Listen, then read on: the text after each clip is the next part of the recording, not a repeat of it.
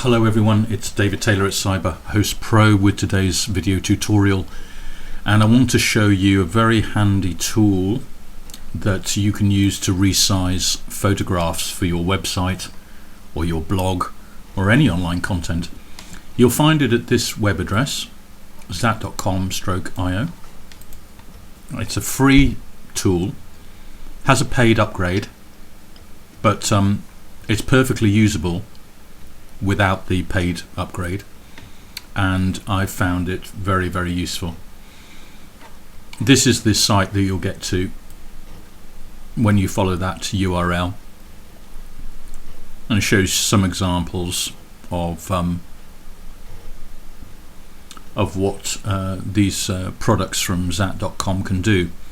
But the one that you want is the Image Optimizer Standard Edition.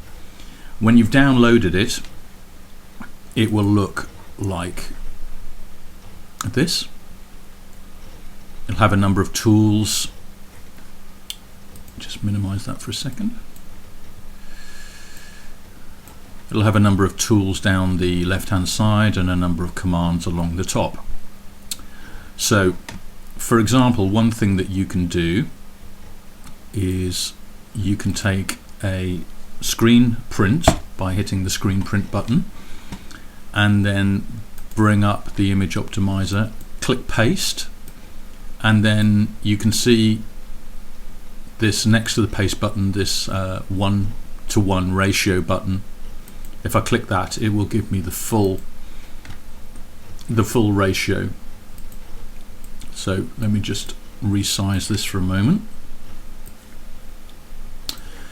Okay, so now what I can do is I can use the tools on the left hand side here, and this top tool is a crop tool, so I can use my left mouse button to drag open a particular area and then hover over it and right click, and it will give me the crop on that button. I can also go up to the top to the undo command, and it'll take me back to the full size image.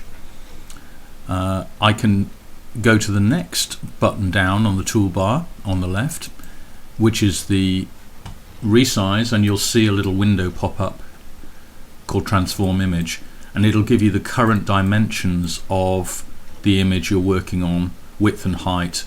You can also sharpen the image using the sharpen button. If I change the width, for example, from 1920 to let's say 500 and press enter, it'll automatically change the height in maintaining the aspect ratio.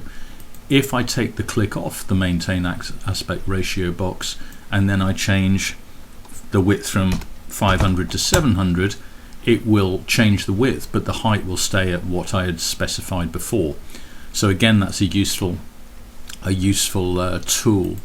Now, where this tool really comes into its own is putting images on your website or blog. Because if you have an image, let's say for example, that is, let's blow this up, 1248 by 617, but you actually want it to appear on your website at a much smaller size, what I recommend is that you alter the size that you want using this tool to exactly the size you want it to appear on your website. So let's say you want it to appear with a width of 300. I change the width and enter, and then let's take the resize over there. So now it's 300 wide, and say I want to specify the height, so I'm going to take my crop tool into the center of the image.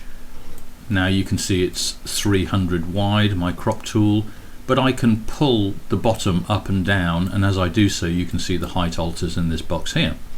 So let's say that I wanted it to be through 400 high.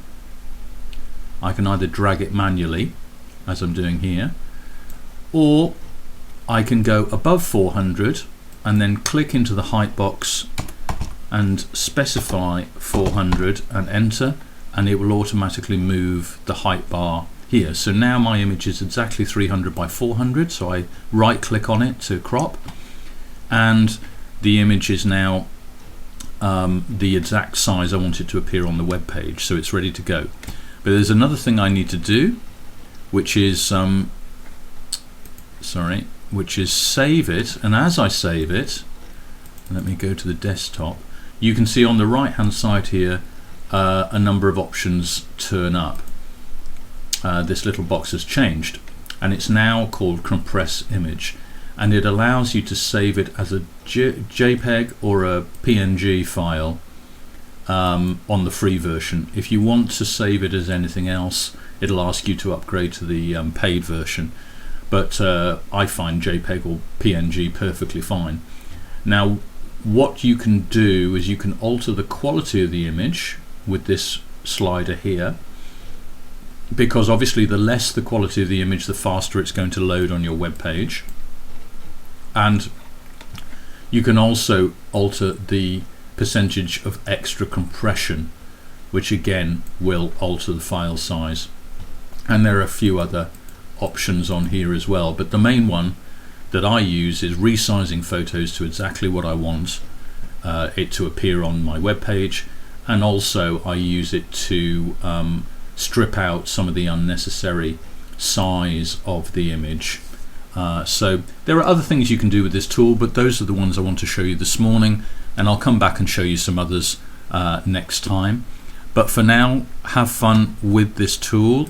Once again, that's where you can find it, and we'll see you next time for another tutorial from CyberHost Pro. Until then, bye bye.